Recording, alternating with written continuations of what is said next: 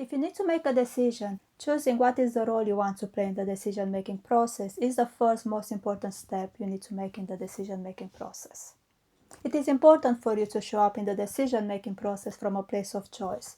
You don't want this to be dictated by other people and external factors that are around you. After all, the decision is yours and you are the most affected by it. So what are the ways in which you can show up in the decision-making process? One way is to be an avoider.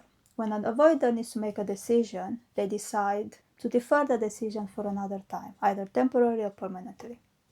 A delegator, they ask other people what to do, and they just follow through with the decision as given to them by others. A collaborator asks for advice, opinions, thoughts, feelings from other people, or they ask others to be just a thinking partner for them. A loner doesn't involve anyone in the decision-making process. They do all the thinking and the research on their own. So what are the things that you need to take into consideration when making the decision of how to show up in the decision-making process? First, you have to think about the decision in itself. What is the level of complexity it has, and what's the level of experience you have with the decision you need to make? Depending on the answer, it might be better to delegate the decision, or it might be better to be a collaborator and ask people for their perspective and advice. Equally, it is also important what is the mental state you're in.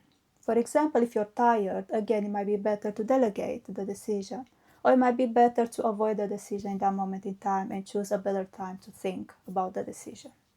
Other people might be needed to be involved in the decision. If that's the case, a collaborator might be the right decision here.